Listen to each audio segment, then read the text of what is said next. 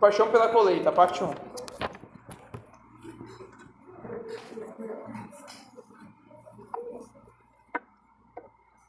Parte 1, valor fundamental. Vamos ler. Todo mundo conseguiu abrir aí? Amém?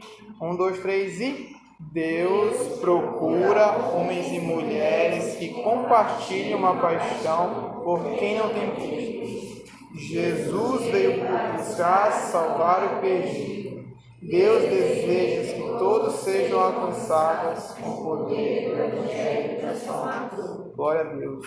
A gente vai ler isso aqui em todas as aulas e memorizem isso, amém?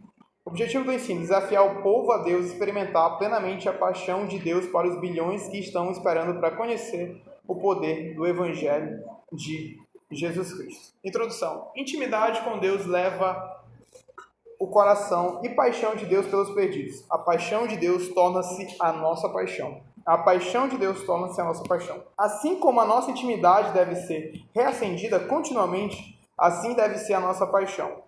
Visão está diretamente relacionada à paixão. Quando a paixão diminui, a visão também se torna mais distante e fraca. Ada Tozer disse certa vez: os maiores no reino são aqueles que amam a Deus mais do que os outros.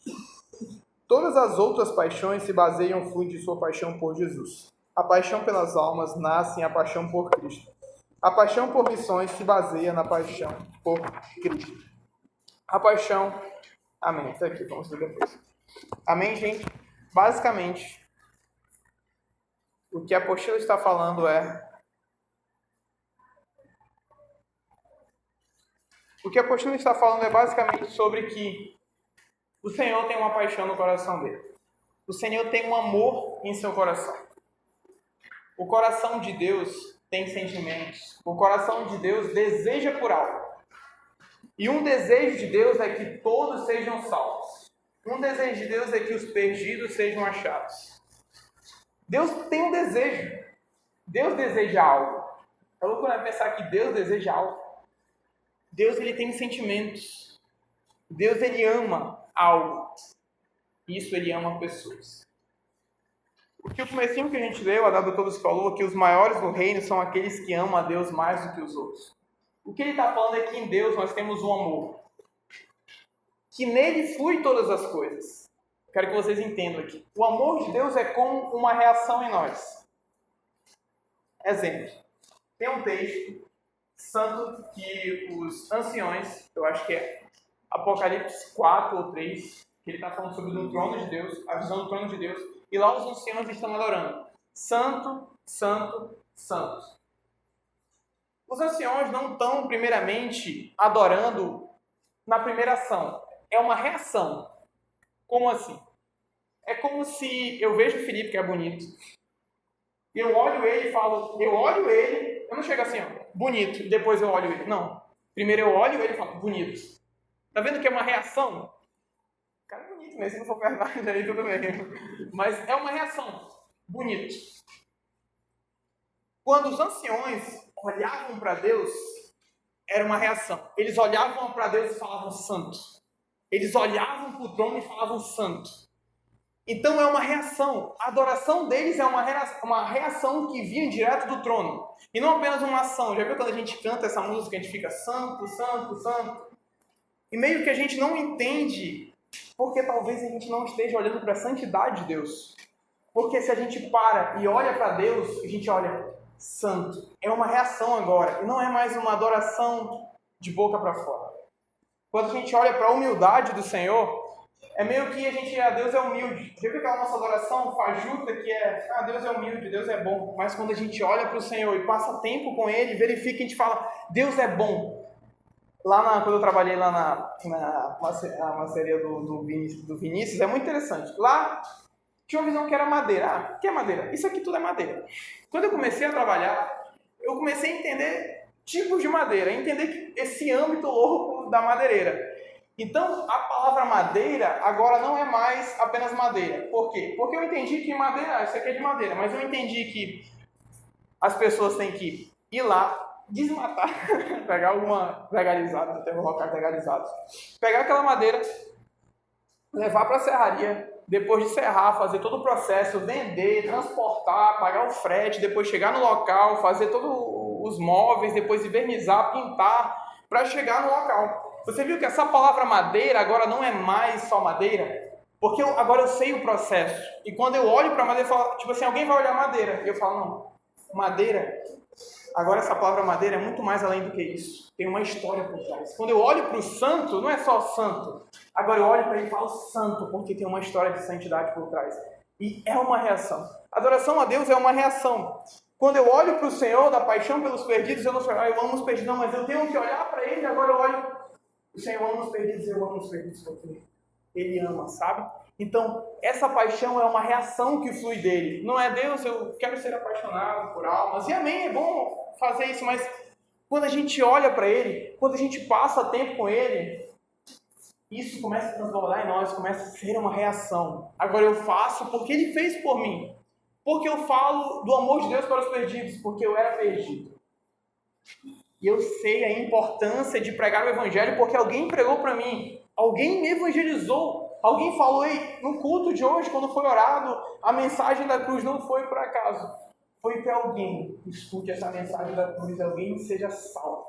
E agora essa pessoa que foi salva, ela não vai falar como antes no mundo, Jesus salva. Não, agora ela sabe que ele é o salvador dela. Porque não ficou só Jesus salva. Não, ela sabe que Jesus é o seu salvador. Então a paixão pela colheita é amar a Deus mais do que tudo. É amar a Deus mais do que as outras pessoas. Por quê? Porque você amando a Deus, você entende que no coração dele, Deus deseja por algo. E esse desejo brota no seu coração. Esse amor brota no seu coração. Esse amor agora pulsa no seu coração. Flui de você.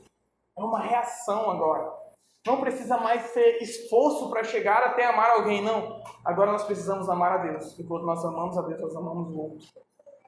Amém? Entenderam? É basicamente o que ele fala nisso, nessa parte. Se você for olhar, definição de paixão. A paixão é uma força queimando dentro de você, que toma conta de você. Um poder que ele move para além das atividades humanas comuns. A paixão não te deixará até que os objetivos de Deus sejam alcançados. A paixão e o fogo e a urgência que a visão precisa se manter viva e ativa. Paixão vem da raiz da palavra latim passio, que significa sofrimento. A paixão é algo que deixa tão ansioso por algo ao ponto de sacrificar qualquer coisa para ter. A paixão queima dentro de nós e vai além da atividade comum. Você já viu alguém que trabalha com algo que ama? O professor Jorge fala isso, que ele fala que quando ele ama alguma coisa, ele faria de graça. É isso que ele faz nos projetos dele. Ele ama tanto design que ele às vezes faz de graça. Às vezes ele cobra pouco. Fala, professor Jorge, você tem que cobrar o devido valor. Não, Neto, mas porque ele ama fazer aquilo. Então se torna algo natural. Algo que ele até sacrifica por aquilo. Se torna além do valor que realmente é. E a paixão por almas, a paixão pela colheita, a definição de paixão, adolescentes apaixonados, jovens apaixonados, as mães aqui já devem ter passado por isso. Às vezes o menino fica assim no celular, assim, rindo à toa, rindo assim no celular, assim, quer nem comer direito. O menino vai comer no celular, quer nem comer, o menino já esquece de comer apaixonado. O jovem, o adolescente, o jovem apaixonado é assim. E as mães aqui sabem, os adolescentes aqui da igreja também sabem muito bem disso, que são os apaixonados. Brincadeira. Mas essa paixão a paixão que Moisés tinha no Êxodo, quando ele estava com as tábuas da lei, quando ele estava lá no Monte Sião, quando ele ia pegar a nova lei, que era o Pentecostes, que Deus escreveu a tábua da lei lá e entregou para Moisés. Moisés passou 40 dias sem comer e nem beber. Talvez, isso aqui já é uma opinião minha, gente, talvez Moisés não passou aquele tempo pensando, vou jejuar 40 dias. Não, mas talvez ele passou aquele tempo em intimidade com Deus porque ele via face a face ao ponto de esquecer de comer algo. Ao ponto de não lembrar de comer alguma coisa. Ao ponto de esquecer, porque ele estava tendo uma intimidade com o próprio Deus. Ao ponto dele não comer e nem beber por 40 dias. Porque a Bíblia fala que ele jejuou, ele não comeu e nem bebeu por 40 dias, porque ele estava no Monte de Sião, em relacionamento com o próprio Deus. E quando ele desceu, quando a gente falou aqui na aula passada, a primeira aula sobre adoração, o rosto dele resplandecia. Então paixão é isso. Paixão vai além das suas ações humanas. paixão por almas e vidas vai além dos seus medos. Quem aqui teve a oportunidade de ir para o Evangelismo de Miqueias, teve uma galera que realmente teve medo, mas teve gente que amou tanto aquelas vidas ao ponto de saírem do seu medo, ao ponto de sair da sua barreira. Eu tenho medo de evangelizar, eu sou isso, mas a pessoa deixou o coração dela tanto queimar por aquelas vidas ao ponto de, quer saber, eu vou esquecer meu medo, eu vou ir. Eu sou essa pessoa, gente. Para conversar com alguém que eu não conheço, é muito difícil.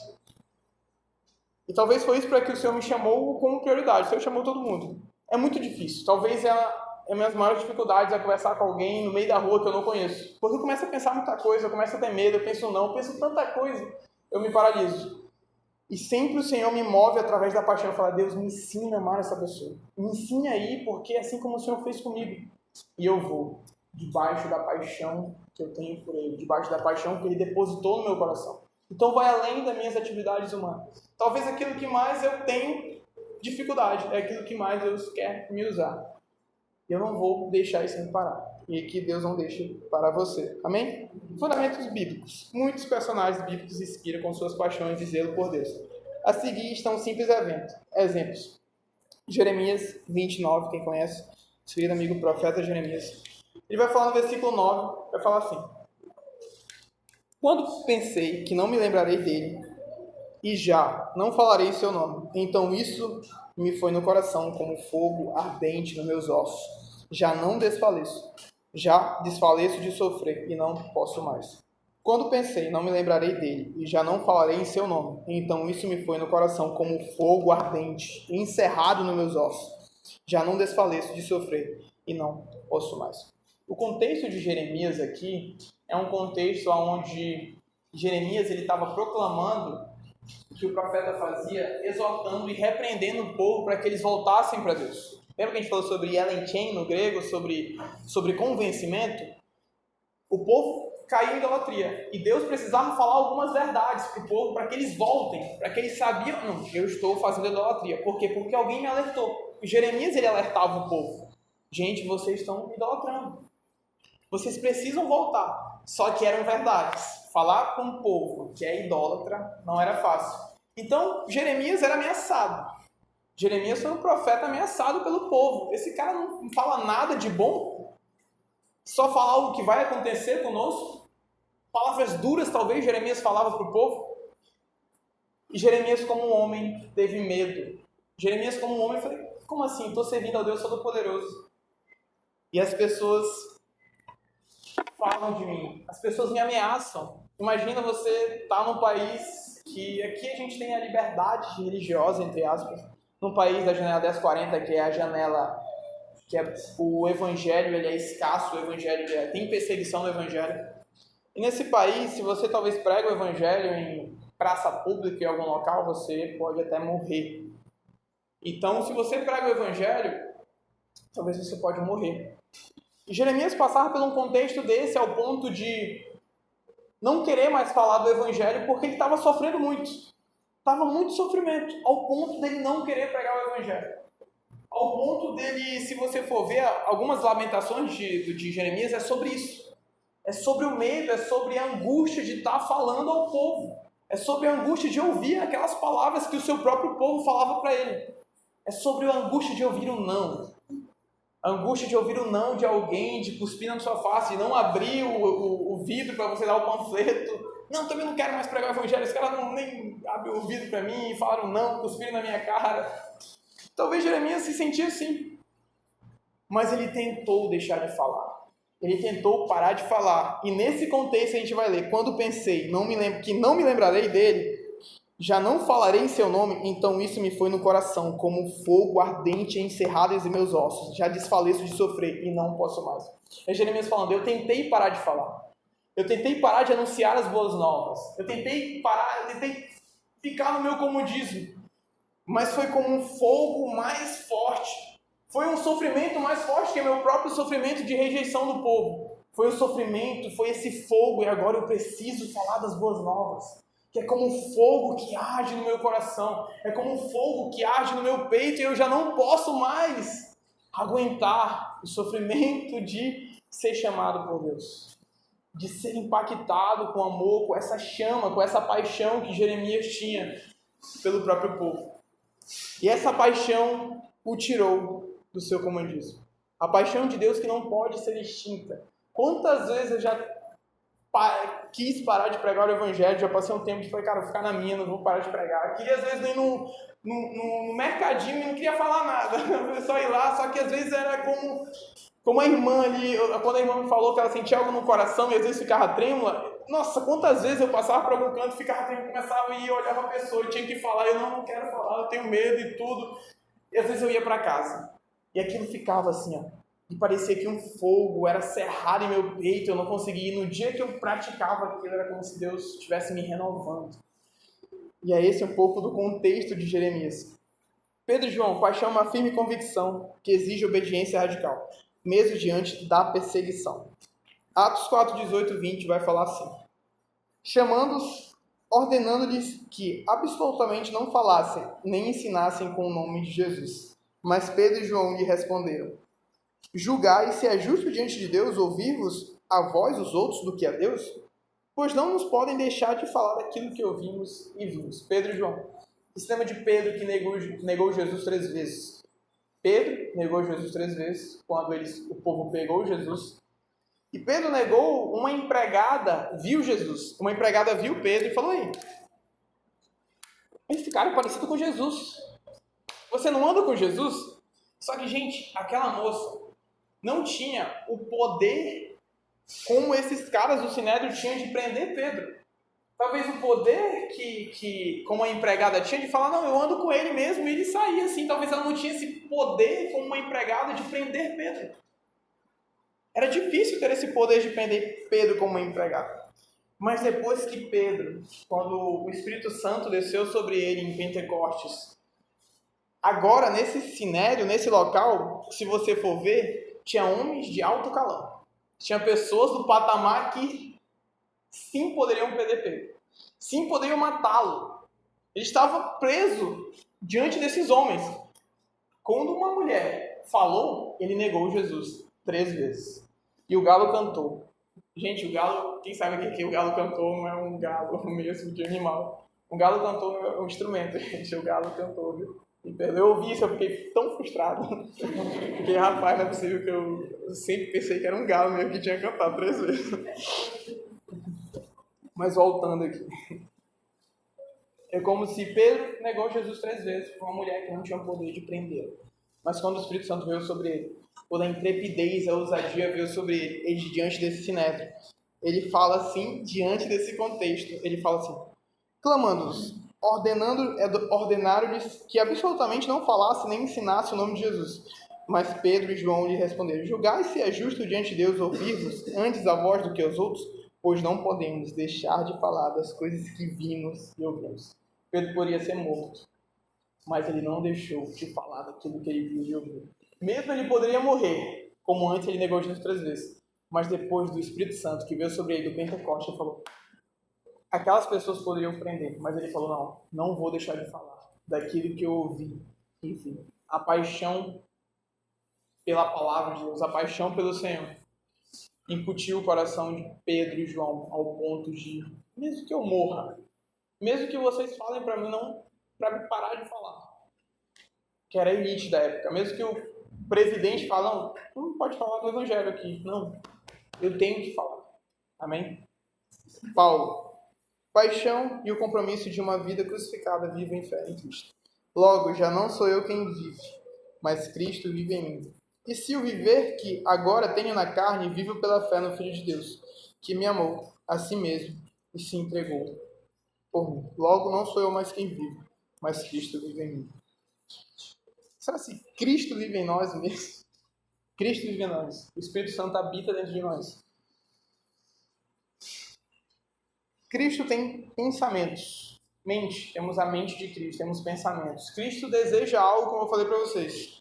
Cristo emana por algo. Cristo ama alguma coisa. Ele tem sentimento, ele tem pensamento, ele tem uma forma de se expressar, de falar, de andar, de conviver. que Paulo fala, já não sou eu quem vivo, já não são nossos traumas que vivem, já não é o que eu acho que já não é a minha vida passada que vive em mim, já não é o neto do passado quem vive em mim, a partir que eu tive o encontro com o Senhor, a partir que o Senhor me achou, a partir que o Senhor achou vocês, já não é nós que vivemos. Já viu aquela pessoa que fala, eu não mando nem em mim mesmo, e é isso, a gente não manda nem em nós mesmos, porque agora é Cristo que vive em nós. A mente do Senhor, desde o mesmo sentimento de Cristo, que ele se esvaziou, sendo Deus, se esvaziou, até ser servo. A gente não é Deus, então a gente se esvazia até ser servo. Deus se esvaziou de Deus, homem e servo. A gente não é Deus, então a gente se esvaziou de ser servo. A gente encarnou como servo. Foi o que Cristo fez. Então, que seja o mesmo sentimento em nós de Cristo, os mesmos pensamentos, as mesmas paixões, os mesmos desejos sejam de Cristo em nós. Nós precisamos orar para que o coração dele seja transbordado no meu coração. Para que o meu coração e o coração de Cristo seja um em nós. Como Abraão, que era amigo de Deus. Quando Ló, em Sodoma e Gomorra, Deus ia destruir tudo. O próprio Deus foi perguntar a Abraão, eles tiveram aquele contato de amigo, porque Deus era amigo de Abraão. Deus conhecia o coração de Abraão. Talvez Deus saberia o que Abraão iria pedir, porque Deus sabe de todas as coisas. Moisés, o próprio Deus, quando Moisés intercedia pelo povo para que não o matasse. E a compaixão de Deus era muito mais forte. Moisés conhecia o coração de Deus. Paulo conhecia o coração do Senhor. Por isso que ele fala, sejam meus imitadores, assim como eu sou de Cristo. Esse cara fala isso é porque ele imitava Cristo. A gente fala, sejam meus imitadores, amém, mas o Paulo imitava Cristo. Sejam meus imitadores, porque eu imito Cristo. Para não imitar Paulo antigo, não, mas porque agora eu imito Cristo. Porque agora Cristo vive em mim. Então vocês me imitando, vocês estão imitando a Cristo. Que os nossos sentimentos, os nossos pensamentos do passado que não nos podem controlar mais. A gente não pode ver agora com os olhos da rejeição. A gente não pode ver agora com os olhos do mundo, do passado, que a gente viveu antes de Cristo. Não é com esses olhos. Viu aquelas vezes quando a gente passa por alguma coisa, a gente já sente rejeitado, a primeira coisa é essa pessoa realmente quis falar isso. A gente não tenta falar, não, mas talvez ela quis falar outra coisa. A gente não pensa nisso. O nosso primeiro pensamento é com os olhos da rejeição. Não. Ela quis falar isso comigo, ela me tratou daquele jeito. Não, acho que ela não... passou na rua e nem falou comigo. E fica com raiva da pessoa. E às vezes a pessoa não pode nem ter visto, como muitas pessoas aqui é míope, né? Que passa na rua e nem vê ninguém. Tu nem falou comigo, né? E às vezes, só um exemplo, às vezes a gente vê com os olhos da rejeição, com os nossos sentimentos. Mas o Senhor nos pede algo diferente. Que a gente veja com os seus olhos, com o seu coração. Que o seu coração seja o mesmo do Senhor. Que o nosso coração seja um com o Senhor. Que no meio do discernimento de um culto, de alguma coisa, a gente discirna, porque o nosso coração é o mesmo do Senhor. Que na oração, você viu que na oração, as orações elas são muito parecidas. Porque o Espírito Santo fez, Espírito Santo, ensina-me. Quando a gente vai evangelizar, Deus ensina-me o que falar, o que não falar, o que fazer. O que o Senhor faria aqui agora? O que o Senhor faria no meu lugar? Que o nosso coração seja esse. Deus, eu quero entender o que o Senhor faria. Me faz ser como o Senhor. Como é que a gente aprende? Lendo a sua palavra. Como é que Deus agia? Lendo a sua palavra. Como é que Jesus Cristo andava? Tem aqui, gente. O que ele fazia? Lendo a sua palavra. Graça e misericórdia. Aqui. A gente é muito rudes, muito sérios, muito... Às vezes é isso e acabou, a gente fala isso, mas às vezes a palavra está falando algo diferente, a gente não está convivendo com isso, porque a gente não conhece a palavra de Deus. Eu também não conheço. Eu tenho que ler e conhecer isso aqui. Quando a gente conhece, lê isso aqui, aprofunda e passa e medita, quando foi os 40 dias na palavra, a gente começa a entender como Deus viveu, como Jesus viveu. Qual era o sentimento de Deus? Como é que eu vou saber qual é o sentimento de Deus? Está na pessoa de Cristo. Quando Cristo veio à Terra, a gente conseguiu ver o desejo de Deus. o amor de Deus por nós. Talvez as pessoas não conseguiam ver o amor de Deus no Antigo Testamento. Mas quando Cristo veio, a gente agora pode contemplar o amor de Deus em sua absoluta plenitude. O amor ao ponto de morrer por nós enquanto ainda não eram pecadores. Por pessoas falhas e más. Os sentimentos de Deus foi encarnado em Jesus. Esses são os sentimentos de Deus, na pessoa de Jesus. Conheça o coração de Deus contemplando Ele. Que seja uma reação no seu coração. Eu olho para Cristo e aquilo se transforma. Eu olho o coração de Cristo e aquilo se transforma no meu coração. Que tudo deve guardar. Guarde o seu coração. Você não está falando sobre você pegar o seu coração e incubar ele de sentimentos. Até a psicologia fala que não pode fazer isso, né? Não pode reprimir os sentimentos. Guarde o seu coração em Cristo. Guarde o seu coração nele. Não é, que tudo guardado, então eu vou guardar meu coração aqui de relacionamento de tudo aqui, não vou virar aquela pessoa incubada, depressiva. Não, guarde o seu coração em Cristo. Porque é o melhor lugar. E se entrelace com esse coração. Amém? Exemplos históricos de paixão. Ao longo da história, Deus tem chamado homens e mulheres. Gente, só quero falar que alguém pode falar alguma coisa se não entendeu, se tem alguma dúvida. Amém? Vocês podem me interromper e a sua dúvida pode ser de outra pessoa. Ao longo da história, Deus tem chamado homens e mulheres e os tem inspirado com uma paixão. Abaixo estão alguns exemplos e citações dos líderes do passado. A fim de tornar esses testemunhos vivos, selecione um dos participantes para representar cada personagem, lendo cada das citações. O facilitador serve como nada. Vamos ter uma dinâmica de gente, eu acho muito legal. Isso aqui é muito legal. Quem quer se voluntariar?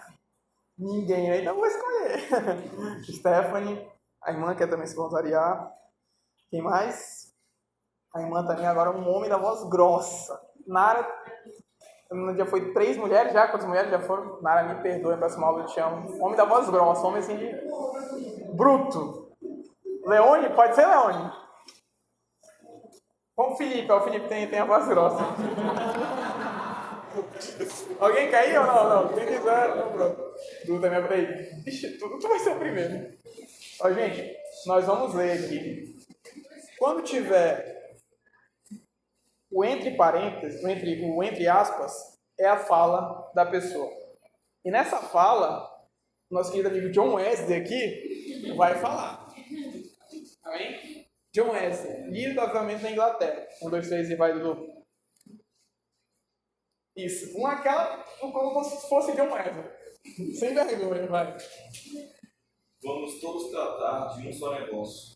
Vivemos somente para isso, para salvar nossas almas e as almas daquele que nos ouve. Amém. É isso. Pode dizer isso. Deus usou John Wesley para trazer avivamento e transformar a Inglaterra. Hoje, 80 milhões de pessoas de todo o mundo devem a sua herança espiritual a este movimento. Amém. Vamos todos tratar de um só negócio. Vivemos somente para isso, para salvar nossas almas e as almas daqueles que nos ouvem. Um grande avivalista na Inglaterra.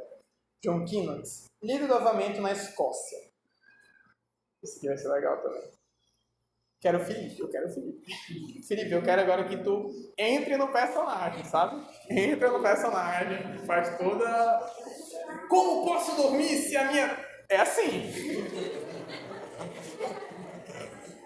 Vai, eu vou começar aqui, tu vai falar. Quando a esposa de John Kennett insistiu com ele para dormir um pouco, ele respondeu: Como posso dormir se minha terra não está salva? Ele acostumava orar a noite toda agonizando. Senhor, dá-me a Escócia, ou eu morro.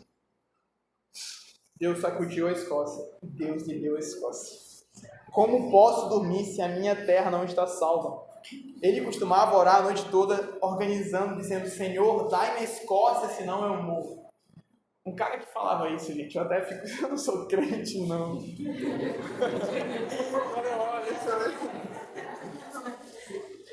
Mas sabe, alguém que conhecia o coração do Senhor ao ponto de morrer por aquilo, ao ponto de Deus, dai-me a Escócia, senão eu morro.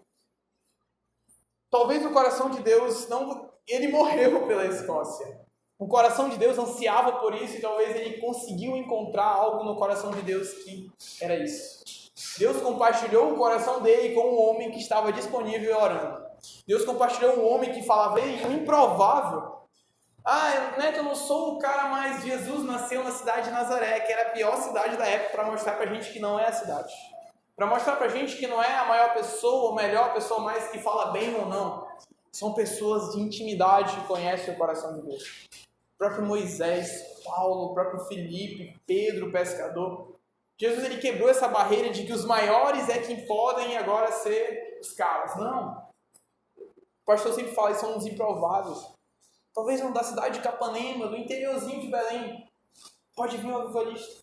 Pode vir uma pessoa que vai impactar a Capanema, ou a igreja, ou o seu bairro, ou a sua família. Mas ele precisa que alguém acesse o seu coração. Ele precisa que alguém encontre alguém disponível para que ele derrame o coração dele de amor por alguém. E quando alguém está disponível nisso, a gente vê que às vezes a gente não ora por esse derramamento. A gente não clama como esses caras clamam. A gente, Deus, ganha a Capanema. E talvez o Senhor olhe para a gente e fale, cara, talvez eu não tenha encontrado isso em você. Então que eu encontre isso. Que o Senhor encontre essa terra em nós, que Ele pode, Deus, eu quero conhecer o teu coração. Será que você está preparado em conhecer o coração de Deus? Falar, na hora que a gente vê o coração de Deus, a gente vê a reação, a gente vê o coração de Deus, a gente vê porque Ele chora, porque Ele se entristece pela injustiça. E foi isso que eles viram. Amém? George Whitefield. Pode ser uma mulher, quem foi? A irmã aqui, vou chamar a irmã. A irmã. Whitefield orou. Já. Ó Senhor, dá-me almas, ou leve a mim. Diz que o seu rosto resplandecia como o rosto de Moisés, quando ele clamou esta oração aos prantos. Whitefield orou. Ó Senhor, dai-me almas, ou leva a mim. Que forte, hein, gente? Dai-me almas, ou leva a mim. Dai-me almas, ou leva a mim, Senhor. William Booth, quem foi mais que levantou a mão para... William Booth, fundador do Exército da Salvação. Como é esse nome aí, Luiz, tu que é do inglês? William Booth. O rei da Inglaterra perguntou qual era a força que dominava a sua vida. Booth respondeu: Senhor, a paixão de alguns homens é por ouro, a paixão de outros homens é por fama, mas minha paixão é por almas. Glória a Deus. Hoje, o Exército de Salvação é uma das maiores agências humanitárias do mundo. Quando você chegar na sua casa, estude sobre esses caras. Leia sobre a biografia desses caras, você vai ficar impactado pela história de cada um. John Wesley, ele era um evangelista, missionário, ele estava evangelizando, e num barco ele encontrou pessoas. E uma dessas pessoas essas pessoas eram moravianos. Alguém conhece a história dos moravianos aqui? Gente, a história dos moravianos eram pessoas que tiveram encontro com Cristo nos morávios, numa região. Pessoas fugitivas da época do... Esqueci o nome da guerra, que eles estavam fugindo da Igreja Católica.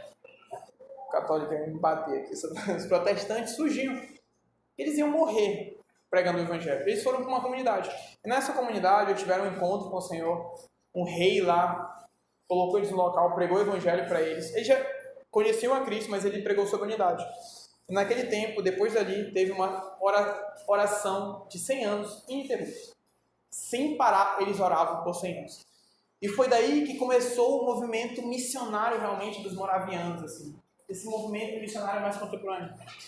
E esses caras, não tinham missionários, claro que tinham missionários, mas eles foram ditos como pessoas que iam pregar o Evangelho de forma assim, sacrificial. E um dia, alguns jovens que foram impactados por esse Evangelho, eles não conseguiam ir para um local que era difícil para pregar o Evangelho. Só que levavam escravos para esse local. O que eles fizeram? Eles se venderam como escravos. Eles se venderam como escravos para pregar o Evangelho. E se vendendo como escravos, eles falavam assim, que o cordeiro receba a recompensa do seu sacrifício. Eles se venderam como escravos para pregar o evangelho, mesmo que eles morressem. E John Wesley viu eles. Ele viu que talvez ele não era crente. E a partir daquelas pessoas, porque John Wesley estava com medo de morrer. E vendo esses caras que não tinham medo da morte. Eles não tinham medo de morrer, de pregar a palavra ao ponto de sofrer para pregar o evangelho, para pregar a salvação que salva o perdido. E eles se venderam. E John Wesley viu essas pessoas, ele foi impactado ao ponto de ter um avivamento a partir dele. Ao ponto de a paixão que eles tinham por Cristo. John Wesley não teve mais medo. E ali ele realmente teve um encontro. Ali realmente, ele já era um evangelista missionário pregando em outro local. Mas quando ele viu esses caras. Amém? M. Heloísa, por favor, minha tradutora. M. Carmichael, que meu nome. Missionária na Índia. Stephanie. Para potenciais candidatos para sua missão, M costumava escrever.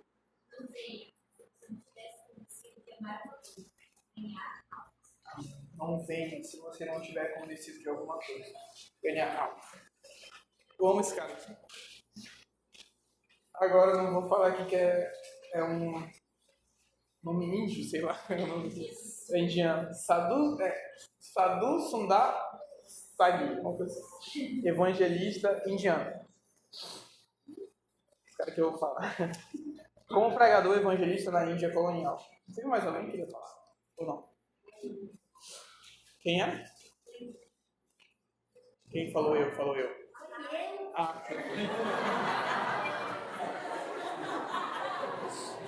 fica pau, né?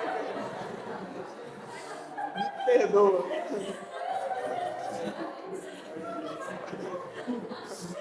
Quem disse eu, disse eu. Vamos lá. A gente vai falar aqui.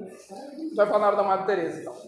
Como pregador e evangelista na Índia colonial, Sundar, é esse o nome dele, era cheio de paixão por seu povo e seu Cristo. Ele declarou: eu não sou digno de seguir os passos do meu Senhor, mas como ele, eu não quero casa, nem posses. Como ele, eu estarei na estrada, compartilhando o sofrimento do meu povo, comendo com quem me der abrigo e dizendo a todos os povos do amor de Deus.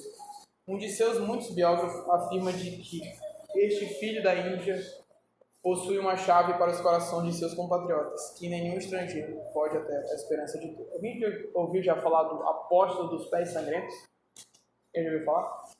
É esse cara aqui. Já leu o livro dele ou não? Não. Botem na lista, gente, apóstolo dos pés sangrentos. Se eu não me engano, eu não li o livro dele, se eu não me engano, esse cara, ele foi pregar o evangelho em um local, uma vila que ele descobriu que lá tinha uma vila, ele descobriu que nessa vila, ele nunca conheceu essa vila, ele descobriu que nessa vila tinha pessoas que não conheciam a Cristo. E ele andou, e tinha neve, e ele só andou. E ninguém soube mais dele, se eu não me engano, essa é a história. Só que quando eles foram atrás deles, eles viram na estrada assim sangue. Ele andou ao ponto dos seus pés sangrarem, para ir para uma vila pegar o evangelho. Esse cara conheceu algo do Senhor que talvez a gente não consegue. A gente não consegue, a gente não viu ainda. Madre Teresa, fundadora dos Missionários da Caridade. Quem conhece Madre Teresa aqui? Tá. Quem conhece aqui? Conhece ela? Caraca, eu não.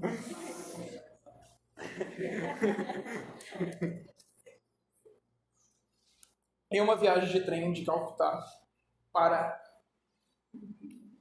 na Índia, Cristo falou a Madre Teresa e perguntou: vai nada. A sua sede por almas trouxe até aqui. Você tem medo de dar mais um passo por mim, por almas? Madre Teresa rendeu-se totalmente ao chamado de Deus em sua vida e disse: Eu desejo queimar-me completamente por ele e por almas. eu desejo queimar-me completamente por ele e por almas. Como o John Wesley, se não me engano, falou. Deixa eu ver se ele falou isso aqui também.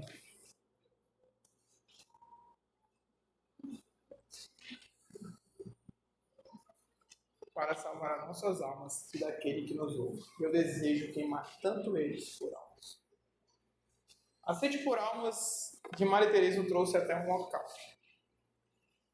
E a paixão por Deus os levou ela a entregar tudo por amor à vida e à caridade. A paixão e a colheita. A paixão e a colheita a gente anda juntos. Paixão por Cristo e pela colheita do Senhor. Desfrutar da paixão de Deus. À medida que aprofunda no seu relacionamento de intimidade com Deus, você experimentará a paixão dele por almas. Em Lucas 19:10, Jesus proclama que ele veio para buscar e salvar o perdido. O desejo de Deus é que todos sejam alcançados pelo poder do Evangelho que transforma vidas. O desejo de Deus é que todos sejam salvos. O desejo de Deus tem que ser o nosso. Fala assim para mim. O desejo de Deus tem que ser o meu. Da mesma maneira que Jesus procurou os perdidos enquanto andou na terra, hoje ele continua procurando os perdidos. E nós somos seus mensageiros. A paixão de Jesus deve ser a nossa paixão. Cristo veio à terra e pregou o Evangelho. Cristo subiu e deixou o Espírito Santo conosco. As nossas orações têm que ser assim. Deus salva Capanema, mas eis-me aqui como resposta de oração. Essa tem que ser a nossa oração. A nossa oração só que a gente quer que Deus salve Capanema. Deus quer que as pessoas... A gente quer que nessa igreja as pessoas entrem na igreja com um avivamento, como aconteceu em Asbury, e entrem na igreja. Mas essa hora tem cheio de pessoas, gente. E a gente vai para essa igreja, ora para que Deus salve as pessoas da obra. É como se o Senhor estivesse olhando assim e falando, gente, mas eu quero usar vocês. Eu quero que vocês saiam para ganhar as pessoas da orla. Eu sei que é difícil, gente. Mas essa é a verdade. O Senhor, com 12 pessoas, ele impactou, ele revolucionou o mundo. Imagina com tanta gente hoje, se ele não poderia revolucionar a Capanema. Porque tem pessoas que encontram uma paixão no Senhor. Pessoas que são apaixonadas por Jesus ao ponto de conhecerem o coração dele. A gente orar por Deus, ganha Capanema, então coloca uma paixão de amor por mim ao ponto que eu fique cego de ter medo, eu fique cego de me paralisar ao ponto se eu só quero falar do amor de Deus para as pessoas. Que a gente faça isso com sabedoria, mas com zelo pela paixão pelo Senhor. A gente só consegue isso com uma primeira aula que a gente teve, que não foi com apostila, que é essa. Adorando ao Senhor, eu me torno aquilo que eu adoro. Tendo intimidade com Deus, eu me torno parecido com Cristo. Tendo intimidade com Deus, eu conheço o coração do Senhor. A Bíblia fala que o Espírito, ele intercede por nós, porque a gente não sabe orar. O Espírito conhece a mente de Deus. Que a gente possa orar. Que a gente possa falar, Espírito Santo, me mostra, me revela a mente de Cristo, porque o Espírito Santo está dentro de nós para que ele revele a Cristo. Me revele a mente de Cristo. Isso é em oração, é em pedido, é em tempo com o Senhor. Isso aqui, cara, eu lembro o Vinícius fala sobre isso, eu falo também. Isso aqui, o Instagram, tudo, cara, rouba o nosso tempo, muito tempo. O rios do Instagram, assim. Só não quer do demônio usar o Instagram. Não, o Instagram é bênção. Para pregar o Evangelho também, tudo, muitas coisas, para trabalhar. Para ver meme, deixar graça. Mas isso aqui às vezes rouba o nosso tempo ao ponto de... Imagina esse tempo que a gente passa com o Senhor. Eu fico pensando, mas e o tempo que eu passo no Instagram? Lá na base, eu lembro que a gente não usava isso aqui. Cara, foi talvez a minha maior conquista, foi de parar de usar isso aqui, assim. Sei que hoje a gente é difícil porque trabalho e tudo, mas foi ter um tempo longe disso aqui. Só sábado e domingo a gente usava e sexta à noite. Antes era só domingo. O tempo que a gente tinha para dar pro Senhor, assim. E, gente, nossa, foi o tempo que mais eu conheci o Senhor, assim. E quando eu voltei pra isso de novo agora, cara, tem sido uma batalha. Eles dá vontade de pegar e jogar. Não é não, Vinícius? A gente fica num rio, não, vê só mais um que fica. Quando é fé, meia-noite. Mas imagina se a gente pegasse tempo pra falar, Deus, pega seu celular. Eu vi um cara falando hoje, eu achei muito interessante, assim, já deixa eu acabar já. Eu vi um cara falando, já vai acabar, a gente não viu nem a outra metade. Depois eu falo essa história. E é isso. Jesus afirma na colheita está pronto. Não, estava onde nos paixão. Ele se referiu a todos que relacionamentos com Deus, como a colheita, Jesus fala sobre a colheita várias vezes. Os campos estão maduros para a colheita. Jesus afirma que a colheita está pronta. Muitas pessoas estão desejosas de ouvir as boas novas do Evangelho de Cristo. Não dizeis que ainda há 4 meses até a ceifa? Eu, porém, vos digo, erguei os olhos e vedes os campos, pois já branquearam para a ceifa. A colheita é grande, mas os trabalhadores são poucos. Jesus desafia seus discípulos dizendo que mais trabalhadores são necessários para a colheita. Jesus também nos convida a participar da colheita. Mateus 9, 36 e 38. Vendo ele, Jesus, as multidões, compadeceu-se delas, porque estavam aflitas e exaustas como as ovelhas que não têm pastor. E então se dizia aos seus discípulos, a seara na verdade é grande, mas os trabalhadores são poucos. Rogai, pois, ao Senhor da seara que mande mais trabalhadores. Quando Jesus viu a multidão, ele teve compaixão. A palavra compaixão literalmente significa sofrer junto. Se olharmos para o mundo com os olhos de Jesus, também enxergaremos as necessidades humanas, materiais, físicas, emocionais e espirituais. E os nossos corações serão movidos para agir com a mesma compaixão. A colheita é grande. Tem esse versículo aqui, mas tem um versículo em Lucas 10 que fala sobre o envio dos 70. E é muito legal, quando eu estudei sobre isso, eu achei, uau, eu poderia trazer esse estudo aqui para vocês, só que ia pegar muito nosso tempo.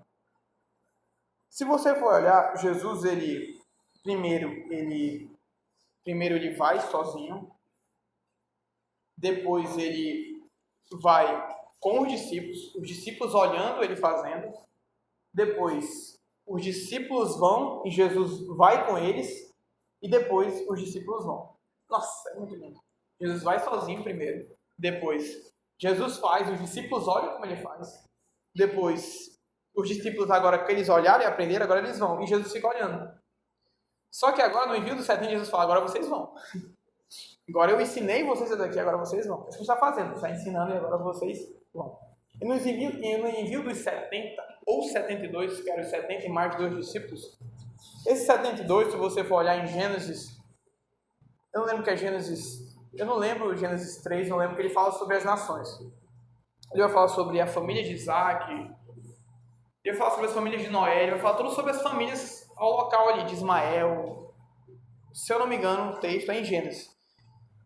E a visão que eles tinham naquela época de nações era essa. De acordo com tem uma Bíblia de estudo teológico que ele fala sobre isso. Ele fala que a visão que eles tinham de nações era essa. Era Noé e tal, então aqui é as nações, é o povo. Esse é o povo. As nações da terra, as famílias da terra. E era 70. Era 70 famílias. E a Bíblia ela tem muitos símbolos. Primeiro Jesus sai com os 12. Quando Jesus sai com os 12, era como se um símbolo de Jesus estivesse falando assim, ó. Primeiro eu vou proclamar o reino até o povo de Israel, porque são 12 as tribos de Israel. Para vocês entenderem. Então, o símbolo 12 é como se fosse os 12 para evangelizar a tribo de Israel, para proclamar na tribo de Israel. Só que agora, Jesus ele manda 70, que é como se fossem as nações da terra mais 2, ou 70 ou 72, que é mais 2 discípulos, que é as nações. E depois que Jesus manda 70, é como se agora precisa de mais pessoas para evangelizar as nações. É como se 70 fosse muito e pouco ao mesmo tempo, sabe? Ele mandou 70. E depois disso, Jesus fala assim, ó, são poucos os trabalhadores. É meio que ela fala, galera, vocês precisam de muita gente para evangelizar todas as nações. Precisa de muita gente, os trabalhadores são muito poucos. A obra missionária, ela é pingada, assim. A gente conheceu muitos missionários assim, que pregam a palavra de Deus. Se você for olhar, se for conversar com qualquer missionário, se você falar que é fácil, precisa de trabalhadores na obra, todo mundo vai falar sim. Todo mundo vai falar que precisa de trabalhadores. No Sul agora, teve até passou no jornal do Rio Grande do Sul, o povo que está ajudando o Rio Grande do Sul lá. A gente até ia para lá, só que não deu tempo. Porque o povo já lá estava cheio de gente trabalhando, graças a Deus, e estava lotado. E ele ia mandar a gente num tempo específico para lá, para ajudar a trabalhar lá. Porque esse é o nosso coração, de ir mesmo e ajudar no que a gente podia. Só que aí estava muita gente na igreja, graças a Deus. A igreja, acho que o pastor até mandou no grupo, a igreja, esqueci o nome da igreja, Seda. Esqueci o nome do pastor, a gente conheceu. Esqueci do pastor. Esqueci. E agora nesse tempo, tem alguns trabalhadores do Wall Street lá, do Luca Martini, e eles estão trabalhando numa casa lá. Eles passaram no sul, eles estão trabalhando, mas com certeza precisa de muita gente ainda para trabalhar. É só uma casa, imagina quantas famílias. Imagine para proclamar o Evangelho, precisa de muitos trabalhadores no Ribeirinho, tantos povos não alcançados. Tem muitos povos não alcançados no Brasil mesmo, povos pouco alcançados que são os ciganos, que são, como é o nome dos quilombolas, são os ribeirinhos. Tem muitos povos não alcançados, que aqui a gente tem povo quilombola. Aqui a gente tem um povo quilombola, que são os refugiados da época da escravidão. Fiz até um trabalho sobre isso. Aqui perto tem tantas áreas quilombolas que não foram evangelizadas, tantos locais de ribeirinhos que nunca foi alguém lá, que é muito longe para ir lá. Eu conheço uma missionária dos ribeirinhos, que é a Débora. Tem um trabalho lá que, cara, é difícil a locomoção até lá de barco, é muito longe, e eles ainda conseguem ter um local lá para evangelizar, para cavar poços, para cuidar da comunidade. Agora, tem locais que são muito longe que ninguém consegue alcançar. Por isso que a gente precisa orar. Faltam trabalhadores. Quando Jesus viu as multidões, a gente já leu sobre isso aqui. A gente leu? Já. Que é sobre compaixão, sobre sensibilidade. Gente, essa palavra aqui me persegue. Sobre sensibilidade. Compaixão. É como se você tentar olhar com os olhos da pessoa. É como se a gente está vendo algo e a gente... Cara, o que deve se passar no coração dessa pessoa? Essa pessoa está estressada no dia a dia, mas o que deve se passar com essa pessoa? A primeira coisa tem que ser isso. A primeira coisa tem que ser isso. Às vezes a gente vê a pessoa estressada, a gente já chega logo de carrão de cena, logo na pessoa, mas a primeira coisa é a gente não sabe o que essa pessoa passou na casa dela. Talvez um estresse da família em casa, uma briga. O Mário tem uma história assim, ele falava aqui no trabalho, tem uma mulher que vivia estressada e parece que, não sei se ele reagiu, não lembro. E teve um dia num local, assim, numa reunião, que ela falou que parece que tinha perdido o marido, alguma coisa assim, ou não sei, o casamento dela, ela colocou pra fora tudo. As pessoas não entenderam o estresse dela, a preocupação dela, a tristeza dela, a ansiedade dela. Aí o Mário falou, caraca, Neto, eu nunca parei pra ouvir e olhar pra ela daquela forma. E Deus falou, Deus me deu um tapa nisso tudo. E às vezes é assim, às vezes não é fácil lidar com pessoas. E a gente também está estressado por muitas coisas. A gente precisa olhar com esse olhar de sensibilidade. De olhar com esse olhar de sensibilidade e flexibilidade. Amém?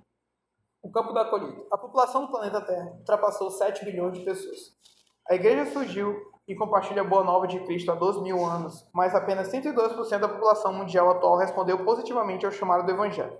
A colheita global se parece aproximadamente com isto. Aproximadamente um terço do mundo se identifica como cristão. Este é um número amplo e inclui as diferentes denominações e grupos cristãos. Essas pessoas estão dizendo, obrigado, Jesus. Outro grupo, que compreende 28% da população mundial, não é cristão, mas tem acesso ao Evangelho. Eles vivem onde podem ouvir, aprender e responder ao Evangelho, mas ainda não estão seguindo a Cristo. Essas pessoas dizem, não, obrigado. Não, obrigado, Jesus. Isso deixa 40% da população mundial com pouco ou nenhum acesso ao Evangelho. Na maioria dos casos, eles não têm nenhuma influência cristã em suas vidas, nenhuma igreja em suas comunidades e muitas vezes nenhuma Bíblia em suas línguas. Estas pessoas não são alcançadas pelo Evangelho e perguntam, quem é Jesus? Próxima página, a grande colheita. Vivemos em um dos períodos mais emocionantes da história da salvação de Deus. Patrick Luiz, muito obrigado. O autor do livro Operação Mundo afirma: estamos vivendo no tempo do maior ajuntamento de pessoas para o reino de Deus que o mundo já viu.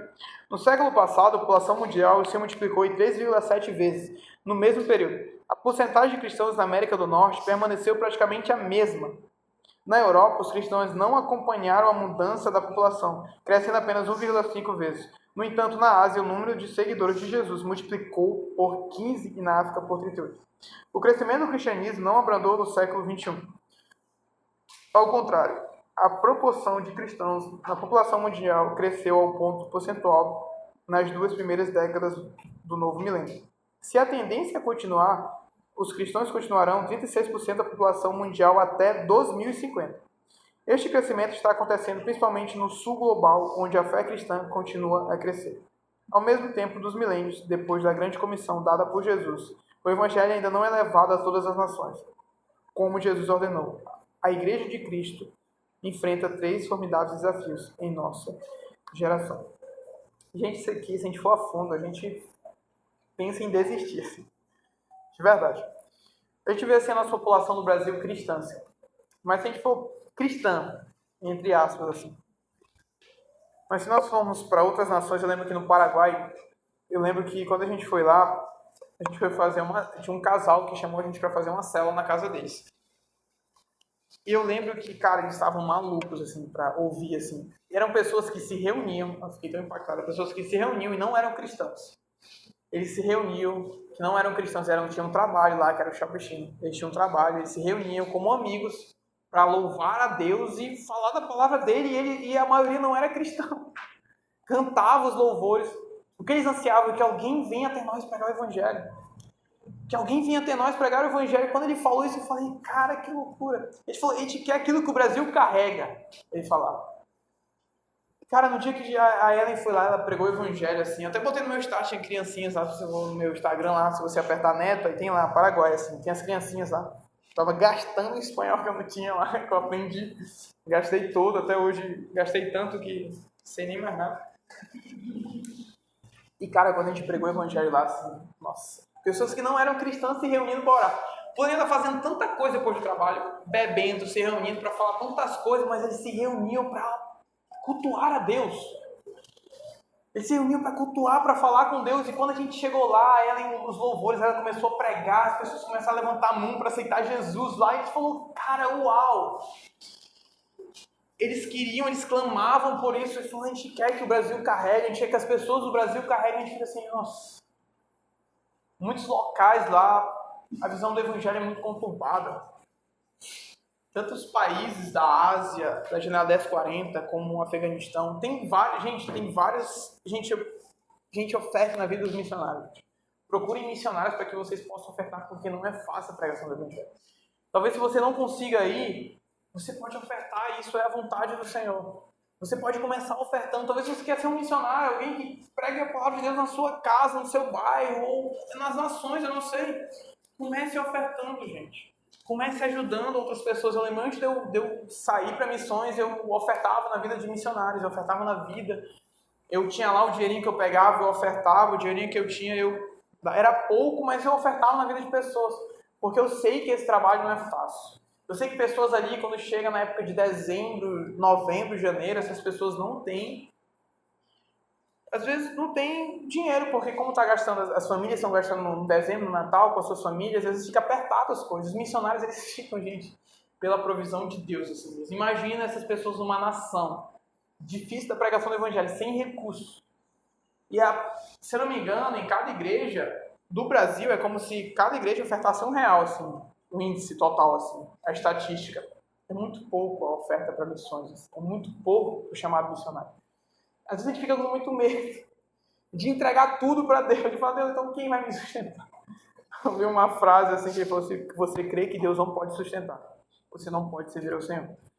Essa é uma frase muito forte. Então a gente está falando sobre nações, mas a gente está falando sobre aqui também. O Evangelho chegou até Capanema, com os fins da terra. Com fins da terra. O Evangelho chegou até esse local. E a gente é salvo hoje porque pessoas decidiram pregar o Evangelho. Porque pessoas decidiram obedecer a Cristo e pegar aquilo que estava no coração de Deus, que era amar por vidas. Você é salvo hoje porque alguém pregou o Evangelho para você. Você é salvo hoje porque alguém falou do amor de Deus para você. Mas, gente, tem muito local, tem muito bairro que não conhece Deus verdadeiramente. Quantas vezes antes de eu ir para a base, eu ia num bairrozinho que tinha uma família assim, que, nossa, cara, eu tinha tantas experiências com esses bairros, assim, com as pessoas, assim. Eu lembro que eu saí de lá chorando, acho que os meninos que andavam, o Felipe uma vez, acho que foi lá no tempo da Gleice também. Eu lembro que eu saí de lá chorando, cara. E era como se Deus estivesse no meu coração, assim, eu falei, cara, eu nasci pra isso. Eu lembro que tinha isso no meu peito, eu saí de lá chorando, de pequenos locais. Se você for nas congregações, as irmãs sabem que estão indo nas congregações. Gente, vão nas congregações, vejam, vão lidar. Isso é ser missionário. Ser missionário não é só pregar nas nações, não. Ser missionário é ir até as pessoas. Não é sobre um local, é sobre pessoas. E se o Senhor te mandar para um local específico, amém, mas aonde você está, você precisa ser cristão. Você precisa olhar para a sua família. Você precisa olhar para o seu bairro. Você precisa pregar o evangelho começando aqui. Começando na sua Jerusalém. Começando no local onde você está. Começando nos bairros, nas congregações. Gente, vocês querem conhecer o Senhor? Vão para as congregações e ame alguém. E passe tempo com alguém. Vão na casa do tiozinho que mora lá no sítio do canto. Você vai ver o Senhor assim. Tem o Doce, né, que é o lá do Taurizinho. Quem conhece o Doce aqui? Conhece as mães? O Samuel conhece o Doce. Tem um irmão lá do Taurizinho que ele já veio de carroça com a família pra lá. A gente foi buscar ele na Cobre lá. Nossa, gente, caraca, o Senhor fala tanto no nosso coração. Ele dá tapa na gente. A gente foi buscar a família dele lá. E eu tava escutando, eles vão falando, eles que ele vinha de carroça com a família quando às vezes não dava para ir buscar lá. E quantas vezes, e é longe, gente, e para a igreja lá ele vinha de pé, ele não faltou uma classe discipulada, e a família toda tá lá, toda assim, os filhos, tudo. O pessoal chama de Marechal lá, ele tava no celular, ele fala, ó, Neto, alguém me viu com ele lá na Taurezinha, naquele menino que tava comigo lá direto lá. Ele tava no celular dele, ele tinha uma Bíblia, ele tava usando uma Bíblia cheia de anúncios. Eu falei, não, baixa outra Bíblia que é cheia de anúncios. Não, é porque esse aqui dá pra me estudar. Aí tinha lá algumas perguntas sobre a Bíblia, ele ficava lá respondendo elas, e os meninos ficavam tudo atrás, assim. Eles falavam, nossa, a gente gostou tanto dessa linha, a gente vai amanhã na IBF? Não, a gente vai todo mundo pro IBF, as crianças lá. Não, a gente vai todo mundo... Ele fala assim, se tiver alguma coisa do meu prefeito amanhã, eu vou pro IBF. Não tem que fazer eu perder. Eles falavam, não, tu vai? Não, eu vou. Quem disse que eu vou perder a IBF? A gente chegou lá para pegar, já tinha todo mundo indo pro IBF, só tinha 2 jovens que, como era longe, eles não conseguiam ir, eles iam depois com o pessoal. A gente chegou lá na Coma. Eles já tinham tudo no IBF, assim. Então pessoas que, cara da geração assim, nossa, o sonho deles, assim, quem falou comigo isso foi a Bianquinha e a Dani. Eu vivi sem. Eles têm a camisa GMP lá, vocês viram a camisa GMP? Eles têm a camisa GMP, tá horizinho, a Bianquinha falou comigo, conheci eles. Nossa, gente, o sonho deles era conhecer aqui o pastor Jorge. Pessoas são simples, né, gente? Olha o sonho deles. É lá que a gente encontra o Senhor, gente. É com essas pessoas indo, que a gente sai da nossa bolha evangélica, do nosso 4 paredes, a gente vê agora o mundo como ele realmente é. Se você for num bairro aqui, nesse bairro aqui onde... tantos bairros que tem no São João, se você for olhar a realidade de lá, gente, se você passar tempo com as pessoas lá, você vai ver a realidade.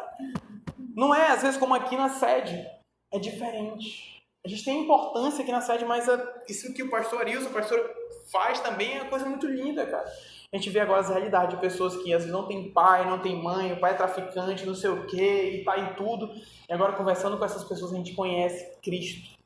A gente sai da nossa bolha, a gente tem experiências impactantes do evangelismo Miqueias. As irmãs, quantas pessoas não tiveram experiências impactantes do evangelismo Miqueias? Se você não teve, amém, tudo bem por isso. Mas tem pessoas que indo até lá tiveram experiências impactantes de simplesmente conversar com alguém. De só olhar para alguém, só de conversar. A irmã falou do testemunho dela que viu os pássaros. Nossa, certeza que a senhora nunca vai esquecer disso. Nunca vai esquecer disso. Porque um dia a gente saiu para evangelizar. Porque um dia a gente saiu para pregar a palavra do céu. Quantas experiências Jesus teve quando ele foi pregar a palavra de Deus? A gente quer viver o evangelho assim. Ame o Senhor e ame a vida. Você vai, cara, vai ser tantas experiências que você vai falar, uau, eu morro por isso aqui. Sabe, gente? O Davi conhece muito bem o Kaique lá, né, Davi? A região, a gente sai da sua bolha. Quando vocês saírem dessa bolha e entender como o mundo realmente é, a gente vai entender aquele versículo. Eu não oro para que os tire do mundo, mas que os livre do mal. Jesus poderia tirar os discípulos do mundo e fazer assim, vão para o céu. Não. Vocês precisam permanecer aí, porque vocês carregam a palavra de esperança para o mundo. Amém? O que a gente estava... Como experimentar a plena paixão de Deus pela colheita? A paixão é resultado direito da nossa intimidade com Deus, do nosso amor por Cristo e o nosso comprometimento com Ele. A paixão resulta em não vivemos mais para nós mesmos, mas para a glória de Deus. 2 Coríntios 5, 14 e 15. Pois o amor de Cristo nos constrange, julgando-nos isto, um morreu por todos, logo todos morreram. Pois o amor de Cristo nos constrange, julgando nós. Um morreu por todo, logo todos morreram. Ele morreu por todos, para que vivam não mais para si mesmos, para aquele que por ele morreu e ressuscitou. A paixão vem de Deus. Em seu livro Em Chamas para Deus, Wesley,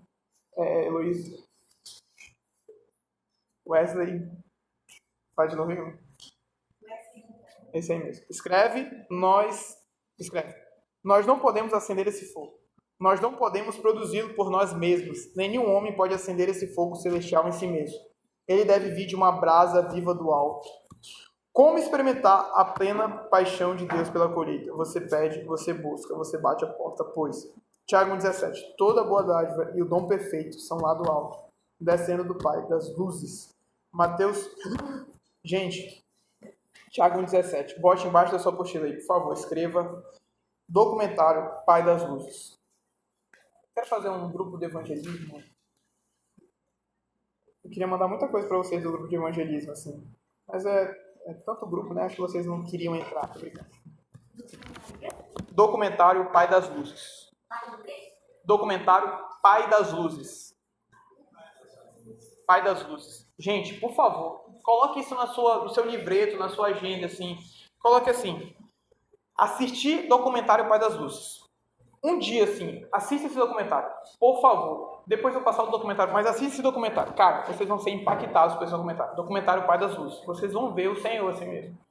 Assistam, por favor. Próximo aluno perguntar, alguém assistiu aqui? Cara, levante a mão todo mundo. Assim, de verdade, assistam esse documentário. Não esqueçam. Eu faço um pedido para vocês, como amigo.